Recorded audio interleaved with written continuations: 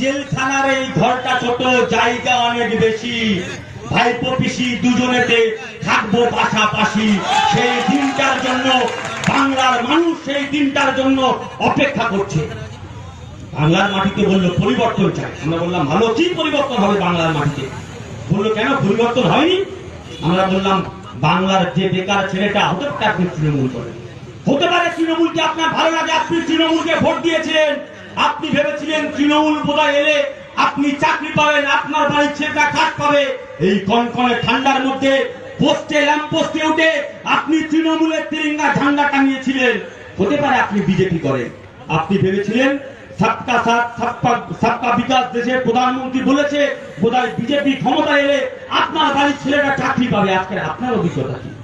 এখানে দিদি বলেছিল जो हाल दिल का इधर हो रहा है वो हाल दिल का उधर भी हो रहा है। যমুনা পাড়ের দাদা আর গঙ্গা পাড়ের দিদি, ওখানে দাদা বলেছিল বছরে 2 কোটি বেকারের চাকরি দেবো, আর এখানে দিদি বলেছিল বছরে 2 লাখ বেকারের চাকরি দেবো। যখন বাংলার বেকাররা, যখন ভারতবর্ষের বেকাররা দেশের সরকারের কাছে বলছে চাকরি কোথায়, চাকরি দাও, তখন দাদা বলছে পকোড়া ভাজো আর দিদি বলছে চপ ভাজো।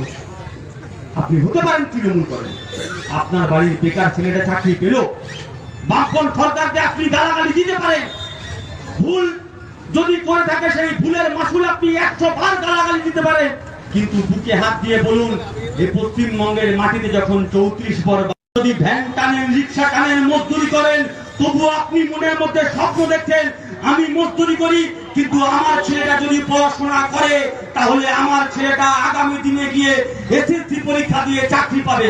উৎসবের মতো বছর বছর যেমন পুজো হতো, ঈদ হতো, তেমন বছর বছরে বাংলার মাটিতে এসএসসি হতো, গরিব ছেলেরা চাকরি পেত। আজকে এসএসসি নিয়োগ জন্য নোটিশ হয়, কিন্তু এসএসসি পরীক্ষা আর হয় না। ইডি সিবিআই পশ্চিমবঙ্গের মাটিতে ঘন ঘন আসে, কিন্তু আপনার বাড়ির ছেলেটার এসএসসি রেজাল্ট আর কোনোদিন আপনার সামনে আসে না। আপনি কোন স্বপ্ন দেখেছিলেন? যখন আপনি চাকরি চাইতে যাচ্ছেন বলছে চাকরি তো দিতে পারবো না, আমি সিভিক পুলিশ করে দিচ্ছি। যখন আপনি চাকরি চাইছেন বলছেন যে আমার বাড়ির বেকারটা কোথায় চাকরি পাবে, কারখানা দরকার আছে, বললো কারখানা কোনো চিন্তা নেই, আমি সিঙ্গুর থেকে তাড়িয়ে দিয়েছি তো কি হয়েছে, আমি কারখানা নিয়ে আসবো। উনি 2011 সালে আসার পরে প্রথম লন্ডনে গেলেন, বললো আমি লন্ডন থেকে কারখানা নিয়ে আসতে যাচ্ছি। লন্ডন থেকে বাংলার মাটিতে একটাও লন্ডন কারখানা নিয়ে আসতে পারেননি। তার পরের বছর উনি বললেন আমি সিঙ্গাপুর যাব। সিঙ্গাপুরে গিয়ে পশ্চিমবঙ্গের বেকার যুবকদের জন্য কাঁচকলা নিয়ে এসছে। কদিন আগে বললাম আমি স্পেনে যাব।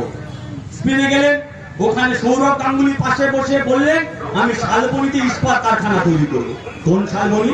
আমরা ভুলে গেছি নাকি যে শালবনীর কথা?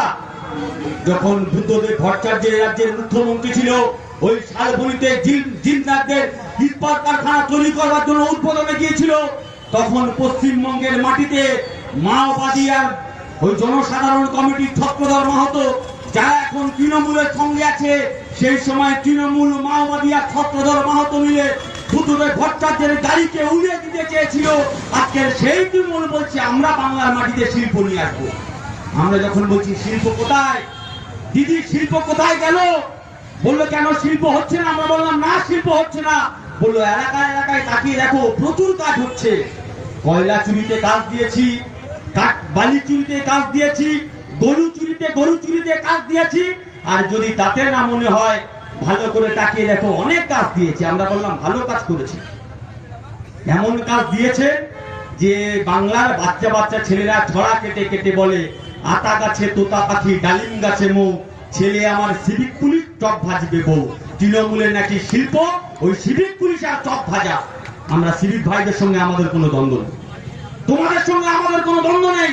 তোমাদের হাতে একটা লাঠি ধরিয়ে দিয়ে বলছে যাও এলাকায় গিয়ে চোর ডাকাত গুন্ডা বদমাশ ধরো। আর 2 মাস 3 মাস পরে যখন আপনি গিয়ে বলছেন স্যার আমার মাইনে কোথায়, বলছে মাইনে তো সরকার দেয়নি, তাই রাত্রেবেলা যে লরি গুলো যায় লরি থেকে হাত পেতে টাকা নাও।